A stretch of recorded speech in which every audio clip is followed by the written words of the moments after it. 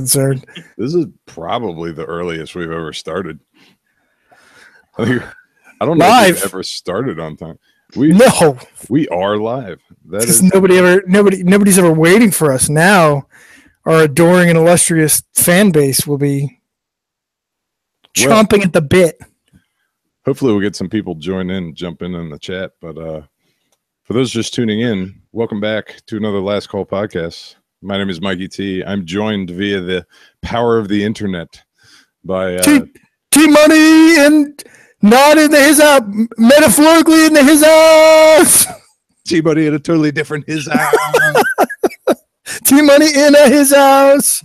Give it up to the cloud. Yeah. Technology is amazing when we finally got it to work.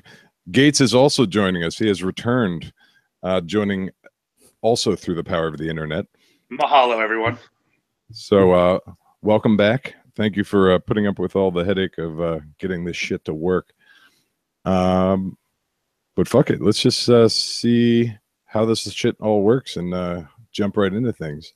I think we should broach a subject that we don't usually get into. There's a lot of political shit going on, but it could be still pretty hilarious because whenever you get politics, you get opposing sides and everyone's a fucking idiot. So I know I've had a bunch of great interactions recently, so it should be interesting to hear what you guys have.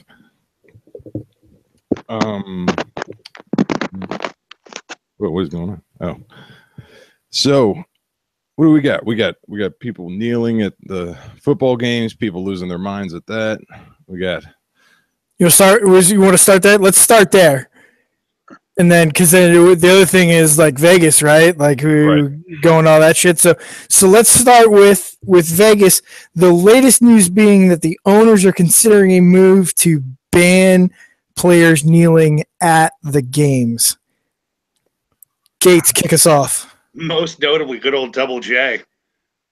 He went on public record saying he thanked Donald Trump for reminding him of what the NFL's player handbook stated that the players should stand. Now they're kind of pulling a Bill Clinton with the definition of should not be, and saying if any player kneels, they're out. You know, Jerry was the first one to legitimately what started out as an actual like viral fake email on conservative sites saying that Jerry would put out anybody who.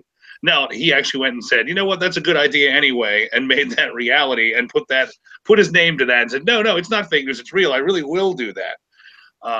So much for unity in the NFL. That lasted absolutely no time. Like,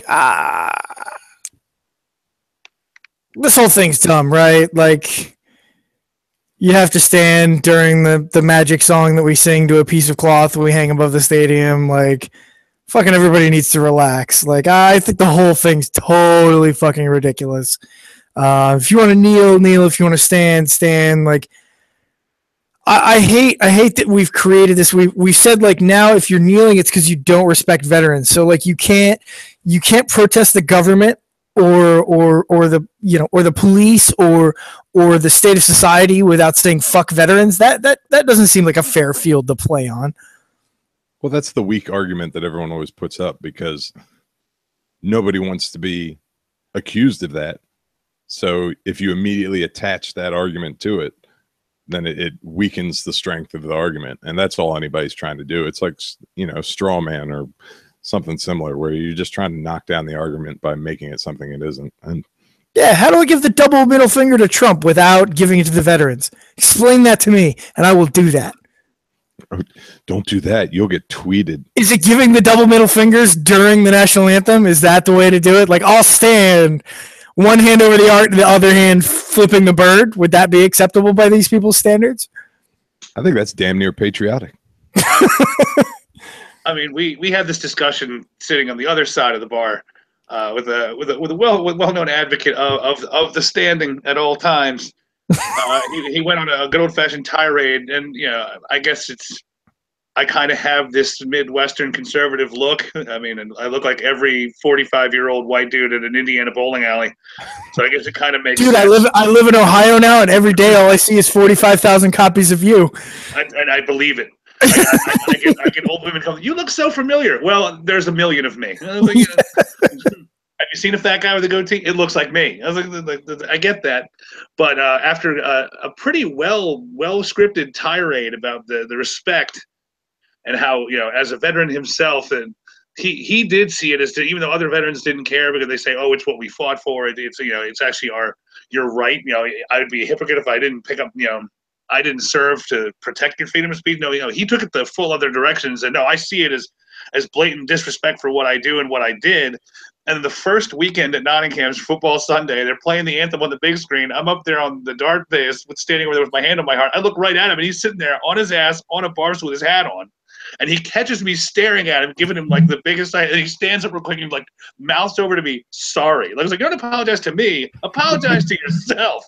I was like, you know what he said? It was just like, you went on this tirade about disrespect, and then you're sitting on your ass with your hat on.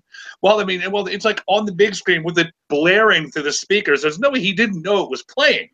So I always love the people that they cannot in any way, shape, or form be bothered to practice what they preach. Like, well, Fox News told me to be mad, so fuck it, I'm mad. And you should be mad too, until it comes time to put that anger to use. And then it's like, no, I'm just mad. I don't have a solution or any idea of how I'm going to actually apply this to my own life. I'm just mad because I was supposed to be. And that was the other thing that got me, is all of my white friends on Facebook that decided to change their profile picture to let everyone know that they stand. Like, okay, like, we're proud of you. It must be a bold and very brave statement to proclaim that you stand, being white and all. And I respect that. I respect the courage that it took to tell Facebook that you're white. I mean, you did. You took a bold stand and said, fuck the consequences. I don't care who knows it. I stand, y'all. And then just so you know. And those were my favorite people over the last couple of weeks. They had to make sure that no one thought of them as any of them commie pinkos who knelt for anything. Like, no, heaven forfend. You definitely waded right into that pile of horse shit. I saw that you must have had like 150 comments on Facebook of people just going back and forth arguing over everything. I've got a pretty solid mix of friends across the political spectrum, but I can always count on the same 4 Republicans to just head-on dive into any pile conversation and spout the same talking, and then I can count on the same 15 to 20 of my little friends to absolutely shit on those 4 people, and then I just sit back and watch the world burn. So that's my MO. Like, I start the fire, and then I sit back and watch everybody else fan the flames and giggle to myself. Like, I'm like Nero. I fiddle while Facebook burns. Yes. Dance, puppets. Dance for me.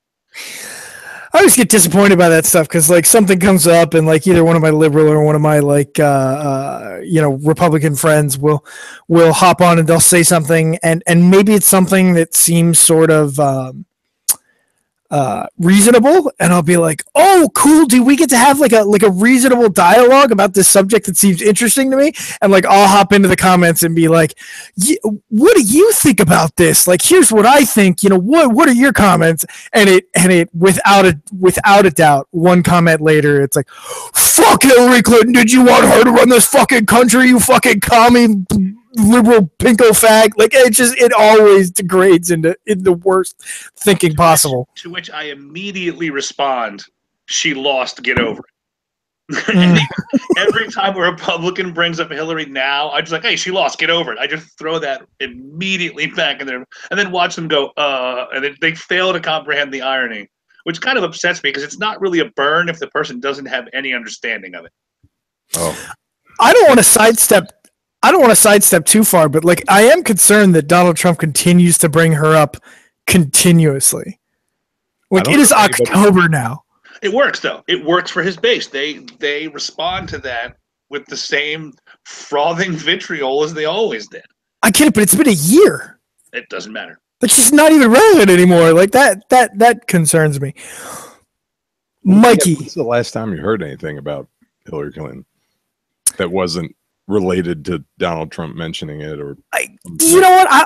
I'll give credit where I will eat a little crow in the other direction. I am also concerned. I heard I got a CNN headline the other day where they got a quote from Hillary Clinton on one of the big national fiascos. I don't remember whether it was Vegas or something terrible that had gone down, and they said Hillary Clinton says this, and I'm like, she's not fucking relevant anymore. Like, why are we asking her opinion on anything? Like, she lost an election a year ago. She's not Secretary of State anymore, right? Like, does she do anything now besides like collect checks for speaking to rooms full of millionaires? Not that I know of. Yep.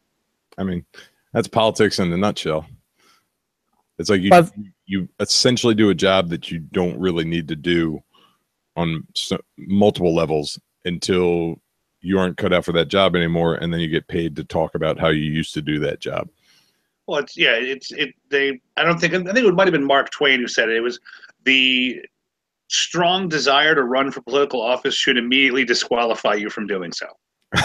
And yes. Like anybody whose aspiration is to become a career politician is not going to be doing it for the right reasons and should automatically be barred from becoming a politician, because you can tell that they know where the gravy train is at. And all they're doing is just itching to hop on it. They're not there for public service. They're there to cash in and cash out. It's pretty damn accurate. But I'll throw this out there. This is just for funsies. Like, so everything's totally fucked, right? Like 100%. Like, we're fucking doomed. So the powers that be, there's a revolution. The current government is overthrown. The people come to Gates and Mikey and say, Gates and Mikey, you are our new constitutional Congress. How do we fix this shit? What's the number one thing that we need to do to make it better? The first thing I guess you'd have to do is take every one of these esoteric arguments and like literally clearly define them. I mean, if you go back to the late 1700s when they founded Congress, it was guys who were coming out of the fields and coming off of their plantations.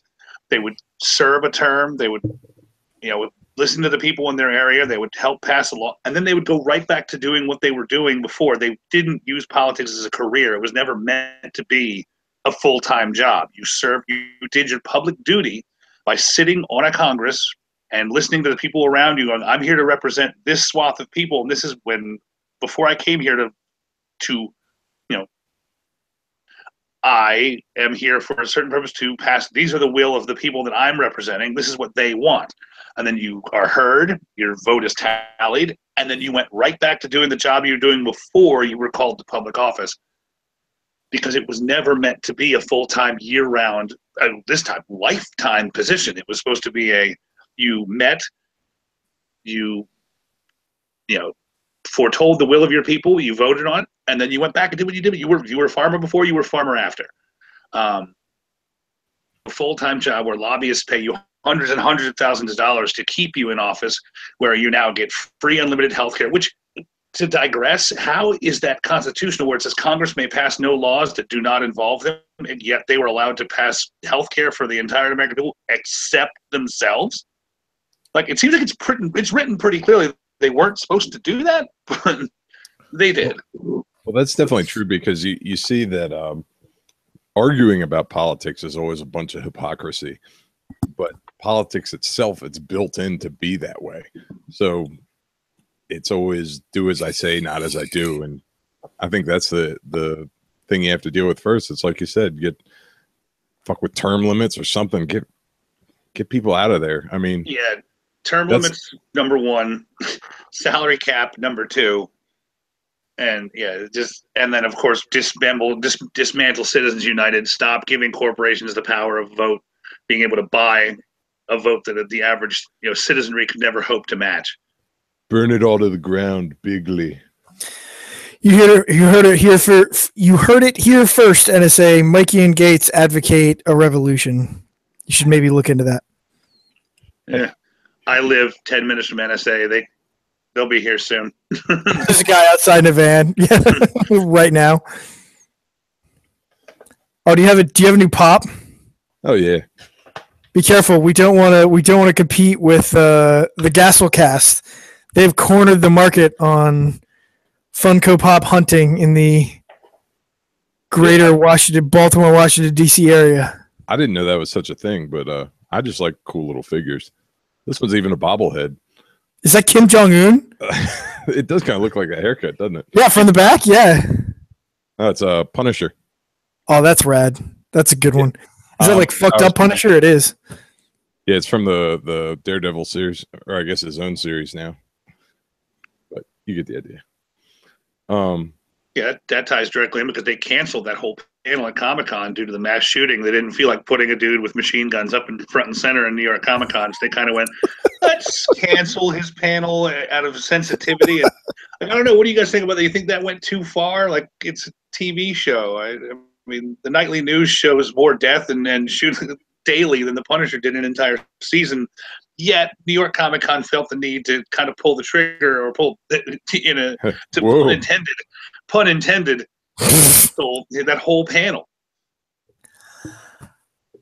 I get it on those issues.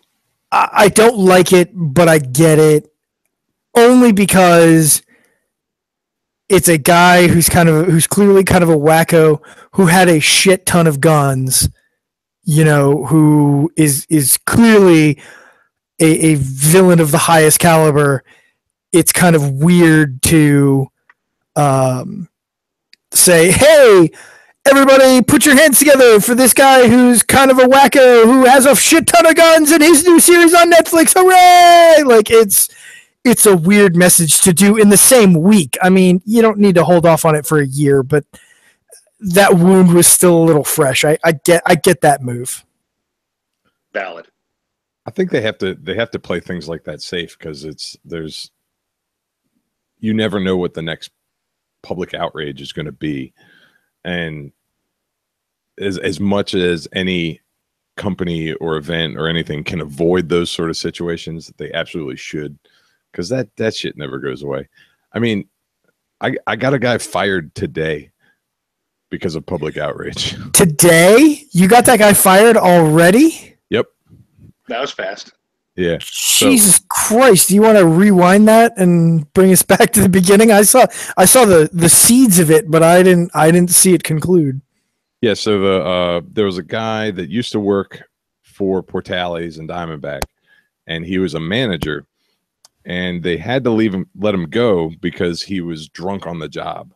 And I think his only managing shift, he worked Sunday brunch. So if you're fucking hammered at 10 o'clock, 11 o'clock in the morning, that's a problem. But anyway, he got let go. And then this is now, I don't know, maybe 6 years later. And he's messaging one of the owners on LinkedIn, you know, because everybody communicates through LinkedIn. And he said, I'm looking for a job. I do a lot of fucking talking on LinkedIn right now, but go ahead. Yo, yeah, fuck it. It's the worst. But he basically messages one of the owners saying that they're shit businessmen and they don't know why people are doing all this stuff and all, just talking trash. Like for no reason, right? Like just like came out of nowhere. Yeah, like I said, this was 6 years ago or something like that. I don't know why. And he even mentioned the fact that he didn't understand why they were bringing Portales back. And that's where he worked. And it's like Portales is just about to come back after the flood. Over a year later. So I shared the screenshot that I was sent, and then one of the other owners called me, I don't know, a few hours ago, and it was just like, by the way, that guy got fired. I was like, Jesus. All right. From where though? Like, what was he doing then? Was he at another restaurant? No, he was a sales consultant for a security firm or something. I don't know exactly. That sounds like one of those terms where it makes it sound more important than it is. Like he was just like a desk jockey at some random company. But oh, you know what? I bet it was. I bet it was like an ethics violation. Like I bet during his interview or whatever, why'd you leave that job? I was looking for more money, and then they find out that you were fired for drinking on the job. Like that's one of those things that can get you fired almost immediately from specific jobs. Yeah, I mean, don't be a dick unless you are willing to take the consequences. Like I'm a dick all the time, but I expect people to be pissed off about it. So, yeah. Was that an appropriate punishment for what he did? No. It was a bit excessive. I mean, that does seem like it does seem a little over the top.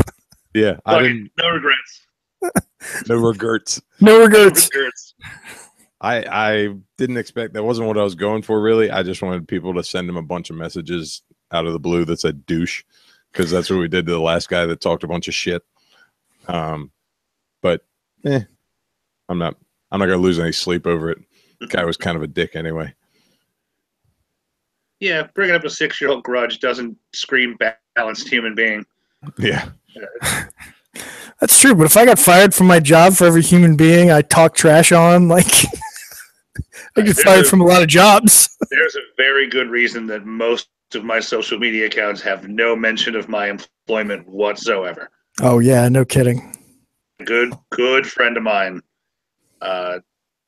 had to, he was a manager, and his Facebook and his Twitter both said he was a manager at the job, the company he worked for, and of employees go, and one of his employees, this was a cybersecurity firm, and so these are tech support guys who are very, very well versed in the inner workings of computers, and it just was a quick Photoshop to put my buddy's name and face and Facebook profile picture to a racist screed and screenshot it on a website on Facebook, stir up a whole bunch of strangers to his job to fire him. And then, of course, even though when you went to that link and said there's no such conversation, we can't even find a record of it, but here's a screenshot.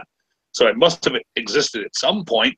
And HR sided with the crowd and fired him. They said, well, we've got 20 people calling for your head, so you're on your profile, and you're actually bringing negative light to our company value, so we've got to let you go.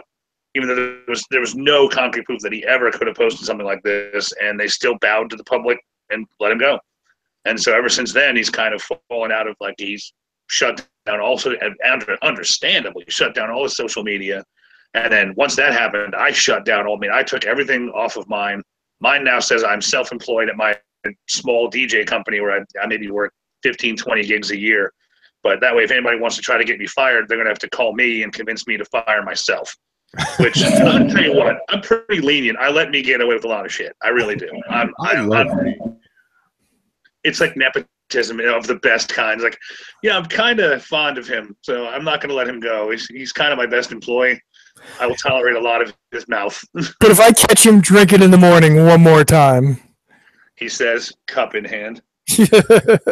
Pinky out. I'll tell you what. I'll give a plug, a credit where credit is due thing. So I was getting ready to go into a job search. Facebook has a really neat tool that I got good use out of, where you can go in and you can see your profile as somebody who's looking at you, who's not your friend, or somebody who's not in your circles, or who's not logged in. Like, here's exactly what your profile looks like. Here's what everybody can see.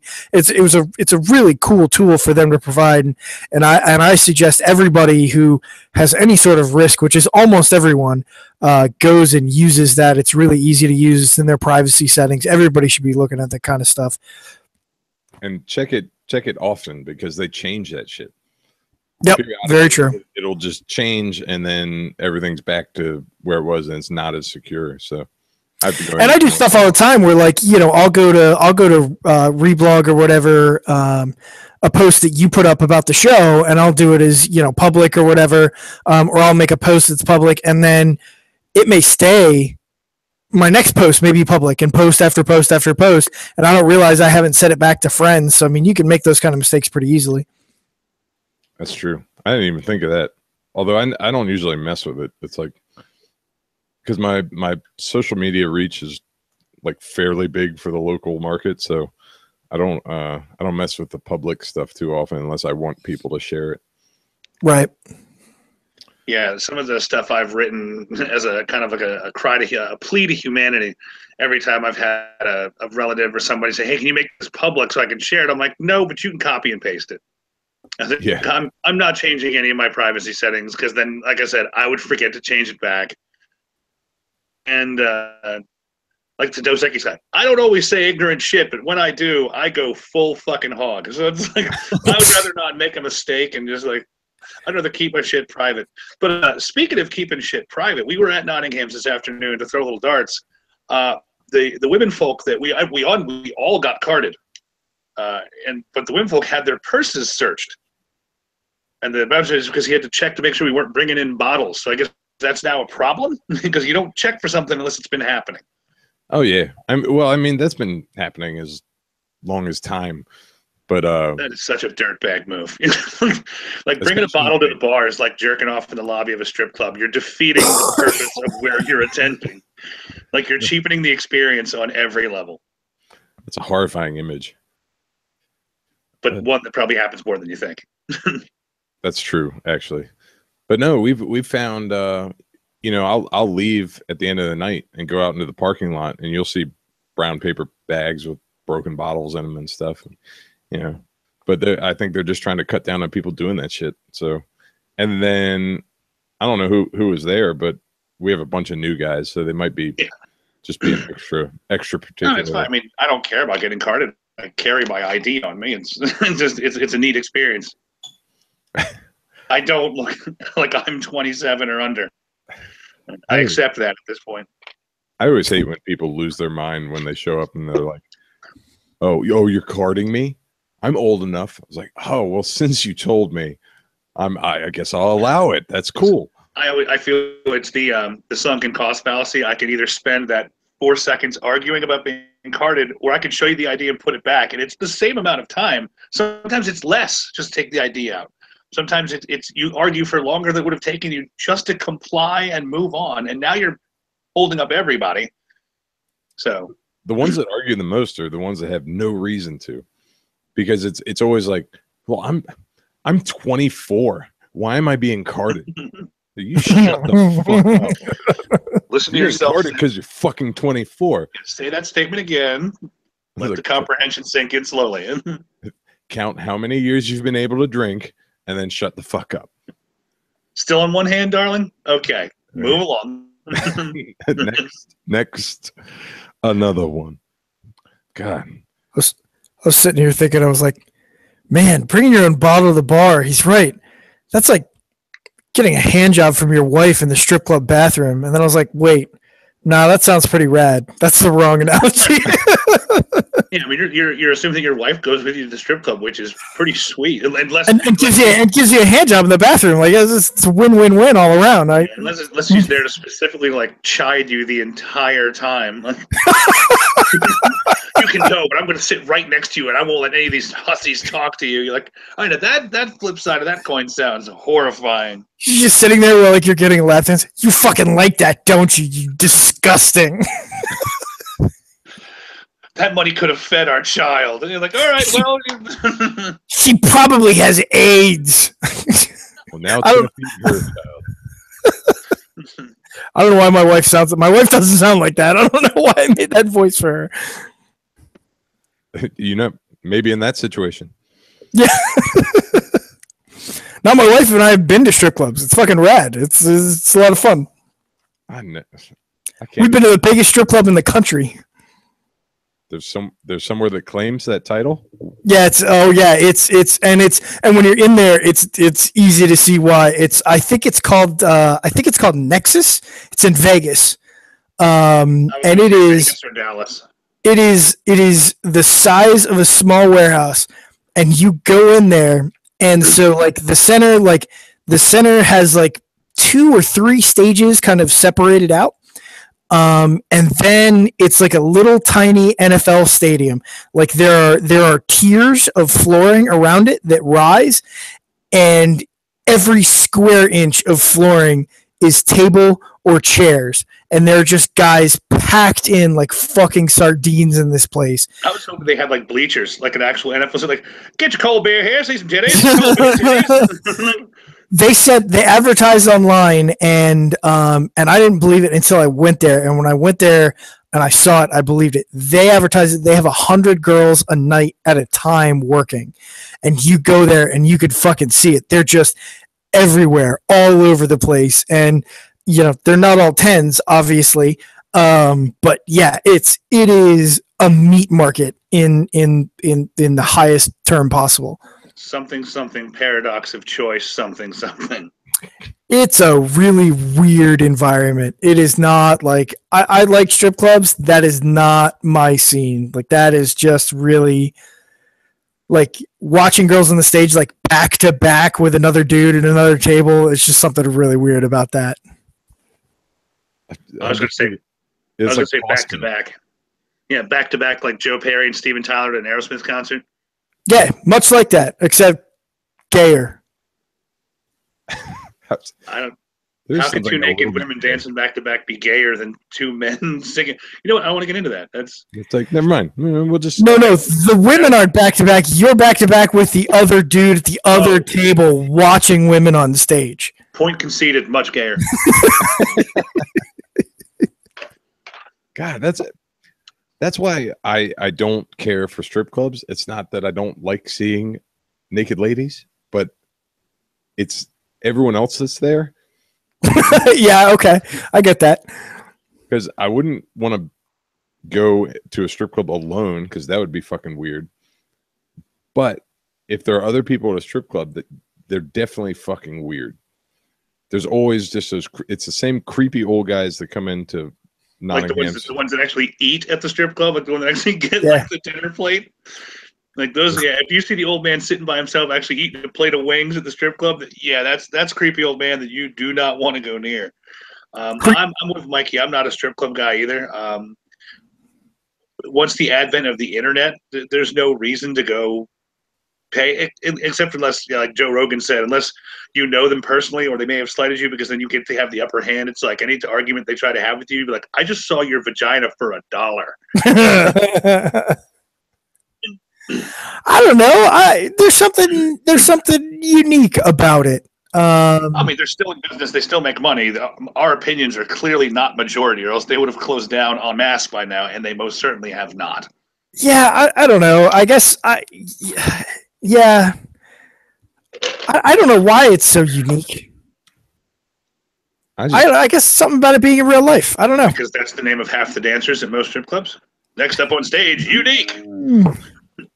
Oh, I remember last time I was at a strip club, we were there and somebody in the party saw somebody that they went to high school with, and they were going by like chastity or right. That was my old bartending days 20 years ago. At this point, we found out one of the waitresses was at Fantasies, and during work hours, she was a bitch. And so it was like we piled into the old minivan 10 deep, and we rolled up on a night where she was working, and we waited like make sure she was in the back getting ready. We just piled her on the top of that horseshoe. And so by the time she danced her way up to the front of the bar, there was just 10 of her coworkers just like hooting and hollering and throwing ones at her. And to her credit, she continued dancing, and but afterwards the look on her face like, I'm murdering every one of you the next shift. Like, don't try to eat or drink anything because I will poison you. But you know what? In hindsight, worth it. Hilarity. Like probably one of the of the 5 or 6 times I've been to a strip club, the best time. Because it was petty and vindictive. Have I told the story of my friend Andy's bachelor party at the strip club? I do not believe so. So we were at a strip club in Baltimore called Wagon Wheel. Yeah. It's exactly how you would expect a strip club called Wagon Wheel to look like. I've been there for my brother's bachelor party. It's awful. Yeah. But so that's the one though. I hear that's the one where you go and you can fuck strippers. Oh, that could have happened. That absolutely would have happened. Yeah, I hear Wagon Wheel's the one. I mean, all of them, I think you get the right girl, but that's the one where I hear it's like it's almost on like the menu on the wall. It probably was. So we were there for a while, and I got tired of sitting in there pretending like I gave a shit. So I actually was outside with a limo driver just shooting the shit. And all of a sudden the door busts open. A stripper comes running out with like her shit in her arms and like no shoes on, runs out into the parking lot with a bouncer chasing right behind her. I was like, what the fuck is going on here? So we're just watching it, and the building's like set in the middle of this parking lot, and you see the stripper go running around with the bouncer chasing her all the way around the parking lot, all the way around the building to the other side. And then eventually she just gets kicked out of the parking lot too, like just sent out into the darkness. And Darkness. Yeah, Charlie Murphy, R.I.P. So the bouncer comes up and we hear that she got kicked out and fired on stage because she wouldn't get off the stage for the next stripper. And I thought that was fucking hilarious in itself. But then I looked out into the parking lot and I'm like, what the hell is that? So I walk out into the parking lot, and as I get closer, I realize she has dropped her stripper shoe, which is about a 8-inch platform of like clear acrylic. Mm-hmm. And I was like, bonus. Grab this stripper shoe. She's long gone off wherever. And I take this stripper shoe and take it and give it to the bachelor. And he takes it home to his wife to be, and they still have it at their house to this day, like 5 years later. That is awesome and weird at the same time. That's good.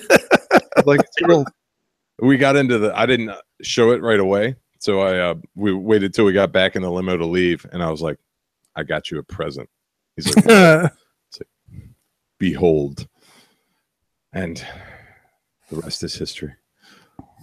I can't believe they still have it. Actually, I haven't checked on it in like a year or two. I should probably ask him if he still does. During winter, they replaced Jesus with it in the centerpiece of their nativity. Just 3 wise men and a clear heel. Baby Jesus can be whoever I want. Does somebody think that there's a Cinderella story there waiting to happen? Like someday he's going to just take that shoe out and he's going to find some girl that it fits. I've been waiting 6 whole years to find this shoe. Oh, man, Disney has changed. Spelled D-I-Z-N-E-E. It's in like the Brazzers logo font. Ugh. God, some grimy things in this world. Politics and clear heels. One day I'll have to think through the story of your bachelor party, Mikey, and I've got bits and pieces, but it's been a while since I've tried to put the whole thing together front to back. I'll have to think through that and tell it on the air. All I really remember is you yelling at the cabbie for driving away and going, die in a fire. That's on video somewhere. I think that was your old phone. It was on my old phone. I don't know why that's on video. I was just like taping our like walk through the like warehouse slums of Baltimore for no reason. Alcohol, I think, was the reason. Fair guess. But yeah, he showed up. We were like, yeah, we're trying to, will you take 8 guys to fucking Canton? He was like, no, definitely not. And he left. Yeah, and I told him to die in a fire. We ended up at a terrible strip club. That was my idea. We ended up literally putting 8 guys in an Uber, I think, in like a Camry or something. Yeah, we had people laying across the back of the car. Chef Dave. That's one of the moments I clearly remember was like we put 1 person in the front and then we put 4 guys in the back, and then Chef Dave turns around and he looks at me and he's like, you guys are the worst fucking organizers on the planet. And he leaps into the back of the cab head first to lay across the laps of all 4 guys in the back seat. And then the cab takes off. And I'm like, well, I guess I got to figure out how to get back there now. Memories. Or early. Yeah, no, that's definitely the problem. So what was that other segment you were talking about? Bringing up your... we'll have to do that next week. Oh, okay. We'll mention for it next time then. Yeah. Advice for people who didn't ask us for it. I didn't. I looked today. I thought I had one, but I didn't. I ultimately didn't like it. It wasn't that good. So we'll bring that up for next time. We'll put that together. I'll find a good question. Nice.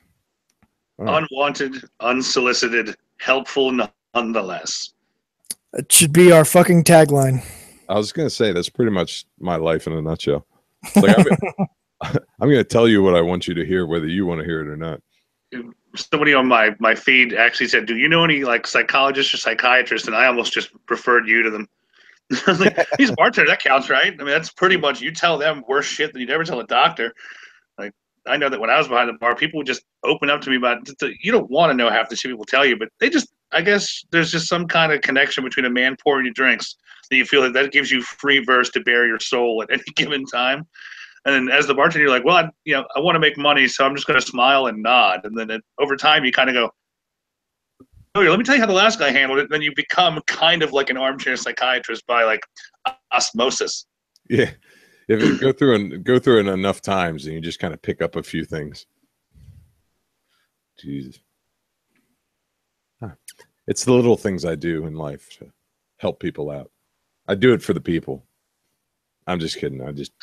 It's the call to serve, and money. Also, the will to live, and needing rent and shelter. Yeah, money is a nice thing. I love money. God, I want to go watch Idiocracy again. That movie's so like poignant right now. That's a great movie, but it's like it's a comedy version of fuck. I'm blanking out on the name of the movie. Going on right now. No, what's the Vietnam movie with Leonard and there's boot camp in the middle, but then it's Vietnam at the end. Oh, Full Metal Jacket. Full Metal Jacket. It is the comedy version of Full Metal Jacket. It is 40% of a great comedy movie. 40% of Idiocracy is amazing, but it really spirals in the second half and gets kind of weird and goes off the rails. I don't know. Terry Crews as Hector Elizondo Mountain Dew Camacho is still one of the all-time greatest roles of his career. Yeah, but he's really only in the movie for I don't know, 3 minutes, right? Maybe he's there for the last half of the movie. But is he really around? How much dialogue does he really have? Maybe, I mean, compared to there's not a whole lot of dialogue unless you count Luke Wilson looking confused and saying short sentences. I'm just saying most of the really funny bits you remember for that movie are in the first 35 minutes. And hence the Full Metal Jacket allegory, because nobody remembers the second half, the Vietnam half of the depressing. Well, not the first half isn't depressing. Well, it just meanders. It's just there's a fucking there's a firefight with some snipers and a bunch of people get shot. Who even knows what happens in the second half? It's sad. I guess that's the point. Full Metal Jacket's 2 separate movies in one. Yes, and one is one of the greatest war movies of all time, and one is mediocre. I guess that's what you're getting at. So, do we want to jump into more serious shit or just get some palate cleansing? I don't. I want to lighten it up. We got a bunch of things. We got a bunch of things going on. There's too much shit going on. We need more stripper stories and shit like that. Ralphie May's dead. Yes, he is. That's hooray! Color me surprised. A 600-pound man died of heart complications. I can't imagine. He had the gastric sleeve and had lost about 85. So he was down to the high 400s, low 500s, and somehow still had cardiac problems. How long ago did he have the gastric sleeve put in? Probably almost 2 years. Oh, really? And it's funny because it's a lot of times I have 2 friends of mine that I've known throughout the years that have gotten it. And if you don't educate, you have to completely change your lifestyle. You can't just get this gastric sleeve and magic. One of my friends, he was hospitalized because he ate himself through it. Jesus. He would eat regularly until he vomited because he never solved the problem of why he was binge eating in the first place. Smaller stomach, so he would just get sick when he would eat that much, and then he would just keep eating. I was surprised. I had an acquaintance who was basically going through the qualification procedures for that stuff. And it's been almost a year. She had to go to classes and doctors have to approve it, and it's a whole thing. But that's really surprising. So we've lost Ralphie May, John Panette, something Panette. He died? Yeah, John Panette. Yeah, well, John Panette died years ago. Yeah, several years ago. He was the fat kid in the Punisher movie that you hate, the Tom Jane Punisher movie. So the last one is Fluffy, right? Fluffy guy's really big. He's probably going to buy it soon, right? And he had the gastric. he lost a bunch of weight, and then he slowly put some of it back on to the point where people were like, he's one of the people who's very accessible to his fans.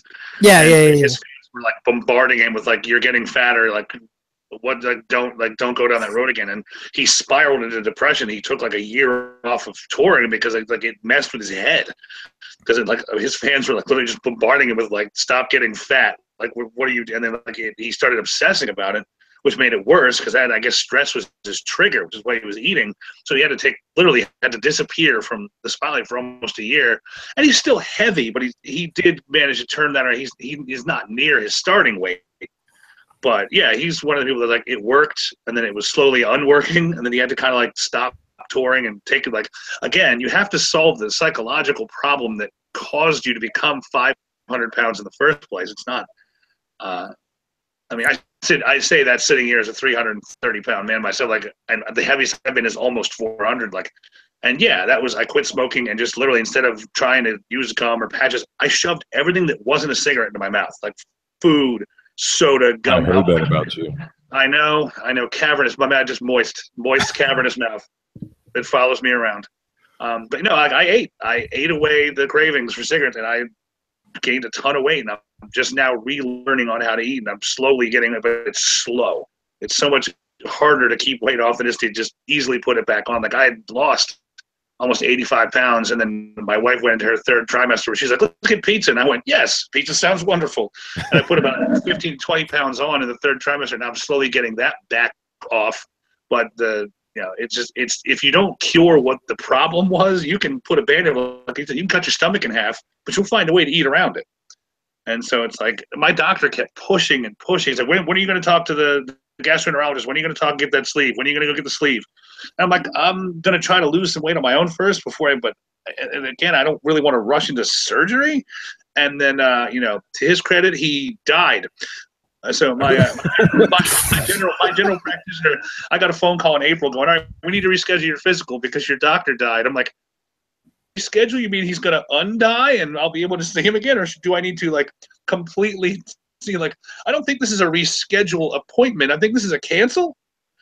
And they didn't appreciate my gallows humor at that moment. And I was like, all right, maybe it was slightly inappropriate, but still, come on.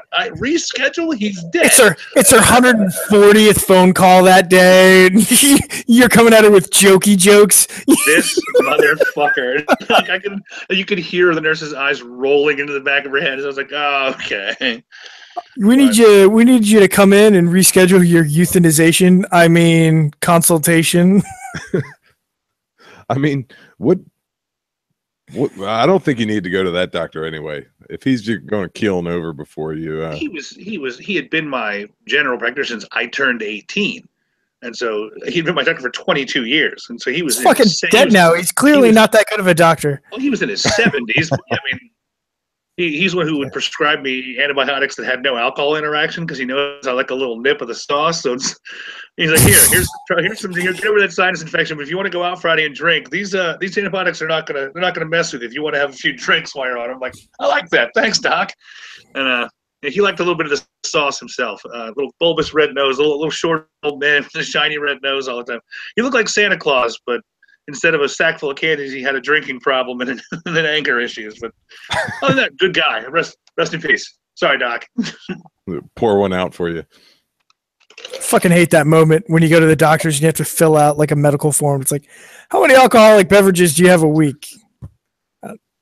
2. We don't want to talk about this. Like fuck you. Like, how much do you want me to lie? Because yeah, come on. To lie about them. You want me to write down the real number, and then you talk to me about my startling problem with alcoholism, and then I, say, "Oh no, that's probably an overestimation." I thought you meant like during my birthday week. That's the most I've like ever had during. You mean during a regular week? No, I mean I barely touch this stuff. It's 1-2 handles of rum like maximum. It's not a big deal. He's like, "What did you say? Drinks?" You're like, yeah. Yes. Drinks. Yeah, that's two containers a week, tops. I don't have a drinking problem. I'm straight killing it. Did Led Zeppelin have an awesome problem? I don't have a drinking problem. I enjoy every bit of it. Two hands and one mouth. That's my only drinking problem. Slowing me down too much. We enjoyed a little bit of sequelitis this week. We got trailers for Pacific Rim 2, which I am super duper psyched about, even though it's not going to be that good. I fucking love me some Pacific Rim. But no Charlie Hunnam. That's not gonna slow you down. What's that?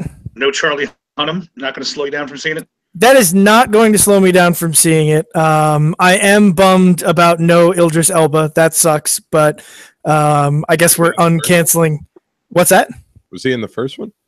Yeah, he was. He's got he does this great line. He's like the commander of the base or something like that, and he stands up in front of everybody. He's like, "Today we're canceling the apocalypse." It's a fucking great cheesy fucking action movie moment. He did the Bill Pullman Independence Day speech. Yeah, he did. He not nearly as good as the Pullman speech.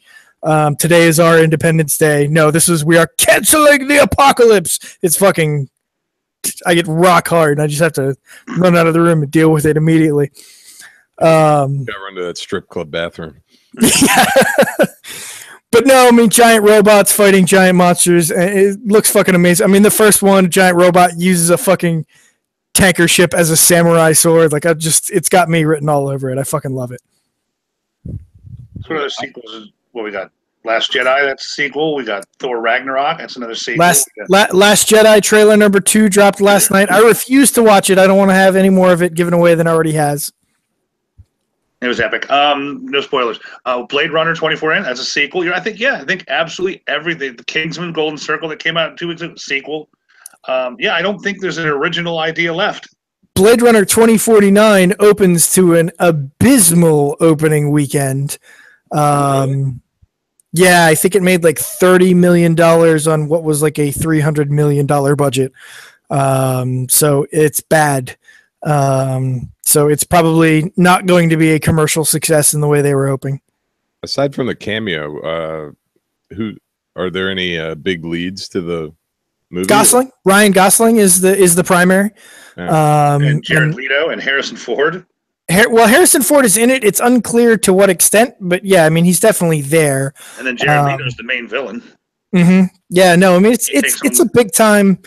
It's a big time franchise. I think Blade Runner it's still more of a cult hit than anything. Like, yeah, I love Blade Runner, but my fucking wife wouldn't know 10 minutes of that movie.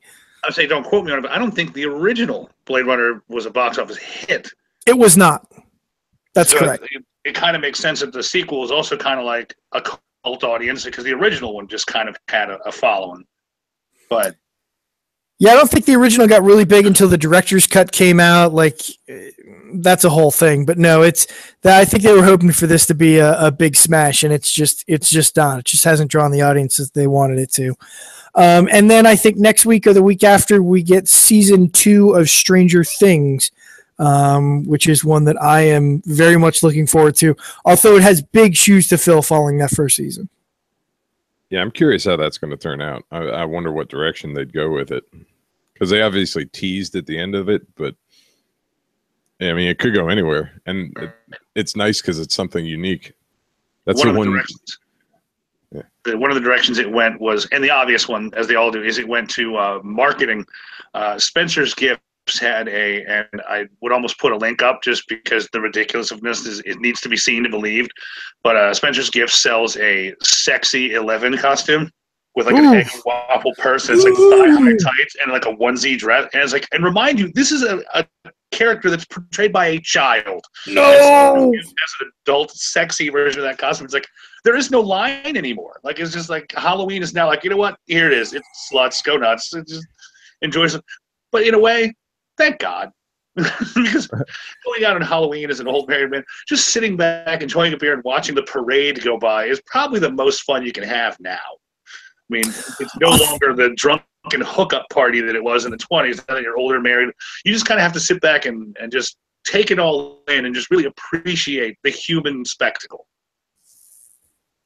Oof. It depresses me more than anything.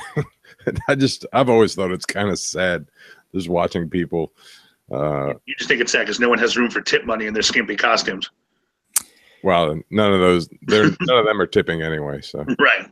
Any idiots who are bringing children into this world are truly doing them a disservice. It's just the worst thing you could do. It's like, oh shit. Yeah. Fuck!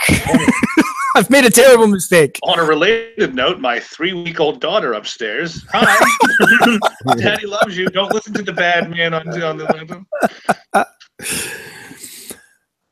My favorite marketing piece to come out of this week, McDonald's, in an effort to cash in on the apparent success of Rick and Morty, which just finished its 3rd season, announced they would be providing a limited run of the famed Szechuan sauce at some of their locations. Reports came out of these locations. My favorite one was one where approximately 1,000 people lined up for the Szechuan sauce. That location reported that they got 70 packets of it. Perfect. There's video of 1,000 people chanting, "We want sauce, we want sauce," and the police telling them to get the fuck back. I saw the clip of a guy charging $10 for people to dip nuggets into the sauce. Like, what the fuck? Somebody sold an open and half used packet of it on eBay for $165, and someone bought it. So, I mean, like I said, if there's a market for it and someone's willing to spend the money, then you get what you deserve. But yeah, and Wendy's Twitter was savage. Wendy was like, "Come and eat our chicken tenders. We don't have Szechuan sauce, but let's be fair, neither does McDonald's." So whoever's running Wendy's Twitter account they're doing the Lord's work.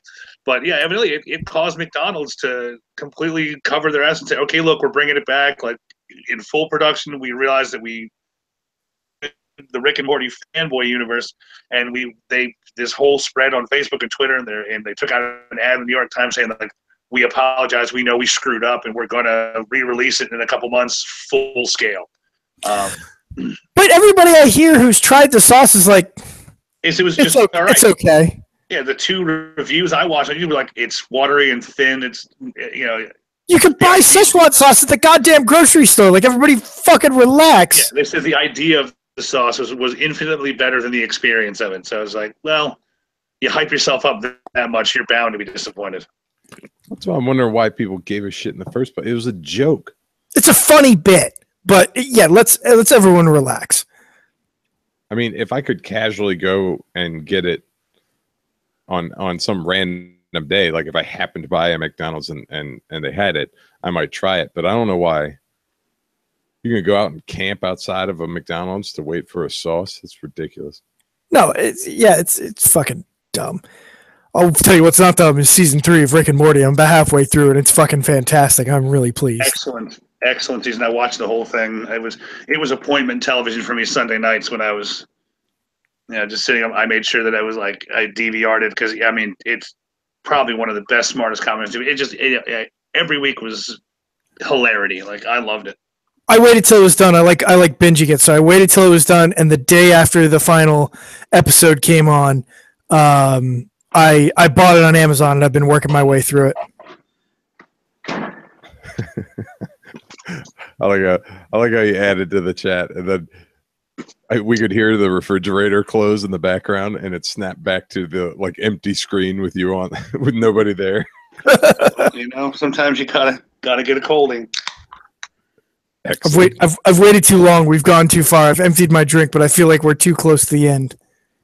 Well, thankfully the fridge was literally I couldn't stretch the headphones far enough. I was like, I'm just gonna take them off real quick. I did not prep and did a would you rather. You know what? I was gonna ask you beforehand if you got a card, but then I was like, no, you know what? Mikey's a professional. We talked about this earlier. He's ready. I'm not gonna get up in his shit. Now I know better for next time. No, I am not paying attention ever. Is this a new one? I think it's a new one. Well, we'll find out. All right. So, would you rather? Nah, we've done this one. I recognize that beginning. I recognize that line anywhere. Would you rather be shot in the back of the head with no warning, Jesus, or be warned just long enough to turn around and see your executioner? Dark. I'm gonna have to go with ignorance is bliss on this one. That's what I'm thinking. I'd rather not even know. It's just bam, you're gone. Right. Yeah, I mean, what does it matter if you know or not, right? Like that information's gone into the great nothing 2 seconds after that. Yep. I'm going to stick with ignorance is bliss on that one. Yeah, I think it's pretty clear cut, at least for us anyway. I always think I want to see it coming, but I think at the end of the day, if you gave me the option, I probably don't want to. I like this question. So, would you rather have frequent spurts of uncontrollable drooling or be a bedwetter? I'm just thinking of the image of that. You could blame the drooling on like Pavlovian response or something. Like I don't know. The bedwetter just seems like it'd be such an inconvenient, horrible thing. Like you carry a little handkerchief in your pocket and mop your mouth every now and then when you have a little drooly drool. But if like you're just a chronic bedwetter, like you wouldn't, if you manage to ever actually stay with a woman for any great period of time, you're gonna have rubber sheets and a very patient and understanding partner who's really into diaper play. Wow. Yeah. That's a good point. I didn't even think about that. I went to diaper play right away. You could go. You could wear Depends, right? Like that'd be weird at first. That's the internet's ruined. The internet's ruined everybody. I would. So I thinking it through. I would go to my wife. If I asked my wife, do you want me to wet the bed or do you want me to drool in public occasionally? I guess the first thing she would probably say is divorce an option. But assuming that's not, she would probably say, yeah, go ahead and wet the bed. Like it kind of sucks, but like I'd rather you do that than like drool at a work meeting and get fired or like do that shit in front of my friends. That's kind of where my thoughts went. Yeah, if I were to ask my grandpa that question, he'd be like, I can give up one? Don't be a dick, Grandpa. Yeah, Mikey, which way do you go? I think I'd have to go the bedwetter because there's ways to deal with that, and it's behind closed doors. Yeah, it's a little more private. Whereas if you're just like I'll have a number 2. Are you you serve food where you work? Like that's gonna be a fucking problem. How could I help you? Use your nacho. I'm so sorry. God forbid you're talking to a member of the opposite sex, like an HR quarrel, and anybody, look like one of those cartoon wolves from like the 1940s. And I'm fired again. Oh, that's probably what happened to that guy that I got fired today. Fuck him. All right. Would you rather lick the floor underneath a refrigerator or the underside of a toilet rim? The floor under a fridge. Yeah. The devil you know. Yeah. I'm pretty sure nobody's peed under the fridge, so. You don't fucking know. Except the mice. You don't know I've peed under your fridge twice. You just don't know. I'm a bedwetter. Yeah, it's got to be my toilet's spotless. I only piss in my own bed. Yeah, like I've retched just like cleaning the toilet before with like paper towels and gloves on, like let alone like actually licking it. Now it's got to be the fridge. You're right. Yeah. Oh man, would you rather? This one's dark. This one's super dark. Darker than being shot in the back of the head. Either way. Maybe. Okay, hit me. Would you rather be the parent of a serial killer or be the parent of a victim of a serial killer? Jesus Christ. Wow. That is fucking dark. Oh my God. Okay, yeah, no, I sit here cowed. That you're right. That's worse than the back of the head. Yeah. I don't know. I mean, if you're the parent of a serial killer, at least your kid's famous. if you're the victim, then your kid's dead. I mean, do you want your kid to be famous or dead? You can pick that one. Do they die either way? I guess, right? Because they rot in jail. Well, don't most Charles Manson? No, you don't know that. I mean, nobody says he's been caught. Fair enough. True. Look at Zodiac. What if you're the one that catches them? You find out they're a serial killer, but nobody else knows. Oof. Well, that's a question for another day.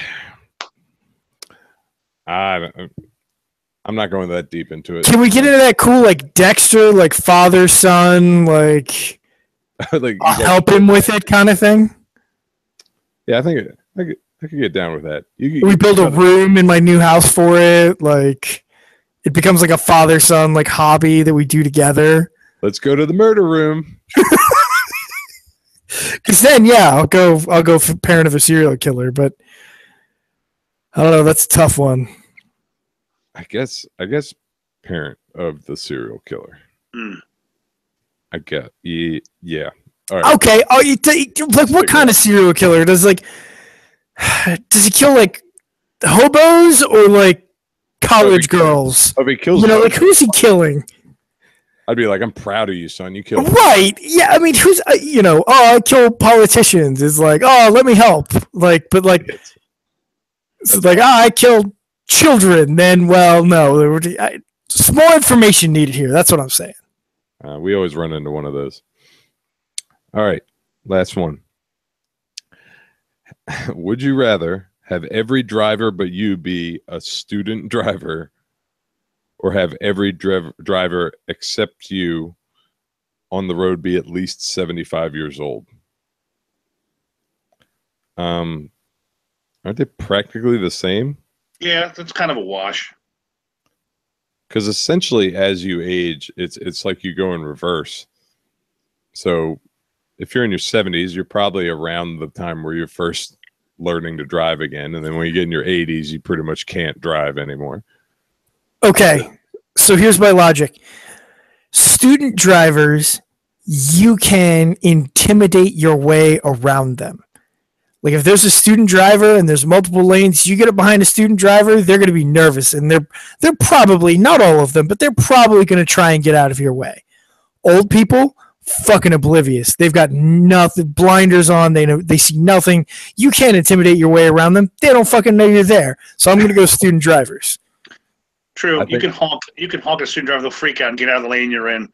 An old person, you can snip behind with a horn blaring. They won't even nod. That's like, yeah, I agree. I think Tristan's got the right idea on this one.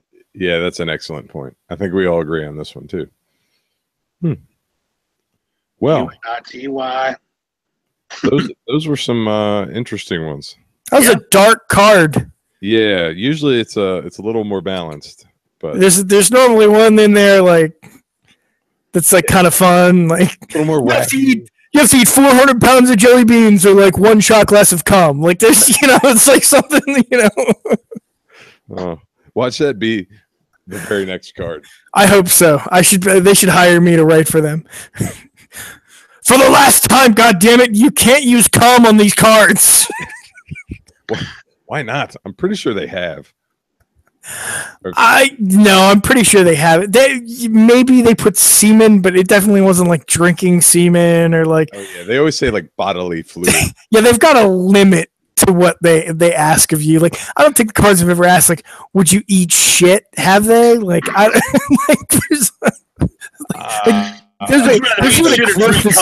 Well, you pick. Well, it's like the weird like CBS line. It's like, oh, would you lick the underside of the toilet? But it's like, they wouldn't say like, would you let a girl shit in your mouth? You know what I mean? Those are essentially the same kind of activity, but. Would you rather Cleveland Stever or Hot Carl? Space docking. Now I'm gonna have to spend time on Urban Dictionary just looking up horrifying things. They could hire me. I'll write the red. Well, like the red box version of the Would You Rather, like the really disgusting dark shit. Just take it to a whole different level. Yeah. Just go real deep. Well, I mean that's it for this card. I think I can hit the camera from here. It's like a foot away. You fucking cheater! I tried to hit that camera for months. I don't even think I could. Just like that, and I have to talk the whole time to make sure you can see it. So it's like. Yeah, that's it. Didn't somebody hit it? Not really. Somebody came close. I think it landed on the desk. Right. Oh yeah, that's right. That's right. I forget who it was. Of course, I think it took us like 8 tries. We sat there for like a good minute just throwing cards, trying to get it to work. I think my camera is slowly settling because like I'm not moving, but like I keep moving in my frame further and further over. I think my camera is literally like turning. It's fucking weird. It's kind of funny because so I'm pretty much in the center, and then you guys are each on either side, like when the camera switches. Oh yeah. So like it's like you're looking back and forth. Did you see that video? I didn't watch it. I read about it and I saw like a clip from it of that woman who like a hacker took over her webcam, and so she starts videotaping it with her phone, and you could see the webcam moving around, and then it says something to her. I don't know what it said. It said something like you didn't say the magic word or some shit like that. I haven't seen the clip yet, but it sounded scary. Hold on to your butts. That's I bought one of those baby monitor cameras that I can pan from my cell phone. I can pan, tilt, zoom, and I can actually listen to what's going on with them, and I can also talk. So normally, like a few times throughout the day, because my wife's staying home with the baby, I like to just turn the camera on her, zoom in on her, and go, "Hey." I heard that happened to me. We had that same thing, and I was picking up the baby, and my wife's at work, and all of a sudden I just hear it talking behind me. Scared the shit out of me. I read a great story about a guy who had one of those cameras, and I've got one of those. It's like, Wi-Fi and stuff, and it was pre-Wi-Fi, so you couldn't do it through the phone. Like those were just coming out when I had kids, and I read a guy who had reviewed it, and he was watching his son. It was the middle of the night, and he woke up because he heard a noise in his son's room, and his wife was out of town, and he gets up and he looks at the monitor, and he sees his son, and he watches a woman walk into the room and pick his son up out of the crib. And his wife's in like Europe or something like that, and he freaks the fuck out. And he gets up and I think he grabbed a gun or something like that, and he ran down the hall to see who this woman was who just picked up his son. And he bursts into the room, and there's his son sleeping there quietly. And it turns out that the radio frequencies on him and his neighbor's cameras had crossed over, and he was getting the feed from their camera, and it was their kid that he'd seen the mom come in and pick up. It freaked the shit out of me. What the heck? How does that even happen? Oh, it was before Wi-Fi. It was like, so they're talking to each other on an RF band, right? And so two cameras can share the same RF band if you don't change it. And so his monitor caught the feed from the camera next door. That's hilarious. And they just either he wasn't paying attention or he woke up in the middle of the night, and it's just a view of a baby in a crib from overhead, right? Especially if it's an RF. If it's an RF camera like that, the feed isn't clear, right? So it's you're getting a granular photo no matter what. So I'm sure the hijinks ensue on a regular basis when the picture's already not sharp. It used to happen with the old audio ones all the time. Like you'd pick up baby monitors from like other places in the neighborhood, but it still happens with the video ones occasionally, apparently. It's crazy. The times we live in, technology and the fuck ups that come along with it are evolving. Welcome to the future. It kind of fucking sucks. Well, on that note, I think that's about it for our first live broadcast, Last Call podcast. So. I call it a success. I dare say this was a win. Well, we'll see if it gets like posted. We're not done yet. Let's see if we make it to the second half of the movie. Yeah, assuming everything works well, I think we're done. We've got it. So thank you very much, Gates, for trudging through the bullshit to get here and joining us. My pleasure, gentlemen. Thanks once again for having me. And thanks to Tristan for joining us from another state, even. Live from the Midwest. O-H-I-O. Fuck you. Well, on that note, thank you very much to everybody for tuning in, checking out the live podcast. Hopefully it all looks great to you. We'll see you all next time on the next Last Call. See ya. See ya. Thanks again. Now we got to figure out how to stop this. Oh, maybe stop broadcast. Just stop broadcast? Hooray.